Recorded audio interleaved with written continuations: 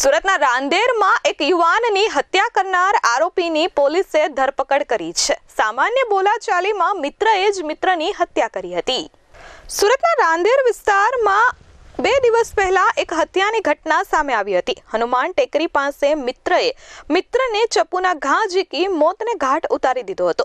બંને મિત્રો વચ્ચે ગાળ બોલવા બાબતે ઝઘડો થતા હત્યા કરવામાં આવી હતી. આરોપી મિત્ર રાજાએ ચપ્પુના ઘા ઝીકી રાહુલ વાઘેલાની હત્યા કરી હતી. આ ઘટનામાં ગણતરીના કલાકોમાં જ પોલીસે હત્યારા મિત્રની ધરપકડ કરી કાયદેસરની કાર્યવાહી હાથ ધરી છે. રાંદેર વિસ્તારમાં ભાનકી સ્ટેડિયમ પાસે આવેલ રોડ પર એક શ્રમજીવી રાહુલભાઈ ગોરસિંહભાઈ વાઘેલા, જે મૂળ દાહોદ જિલ્લાના જાલોદ તાલુકાના વતની છે. તેમની ઉંમર 27 વર્ષની છે અને સરકારશ્રીના જે રેન બસેરા શેલ્ટર હાઉસ બનાવેલ છે તેમાં રહી અને મજૂરી કામ કરે છે, છૂટક મજૂરી.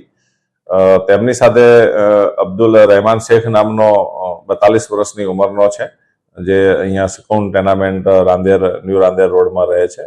તે પણ ઘણી વખત મજૂરી કામે મળતા હોય છે, એટલે અમને પ્રકારની ઓળખાણ હતી અને બંનેને આજે ભાનકી સ્ટેડિયમ રોડ પર બોલાચાલી થયેલી અને એનાથી પછી ગાળાગાળીમાં જે આ અબ્દુલ રહેમાન શેખ છે ઉશ્કેરાઈ જઈ અને તેના પાસેથી થોડી વાર માટે ઘરે જઈ ચપ્પુ લઈ આવેલ. એ દરમિયાન આજે રાહુલભાઈ છે એ બાજુના ફળિયામાં બાંકડા ઉપર બેઠા હતા.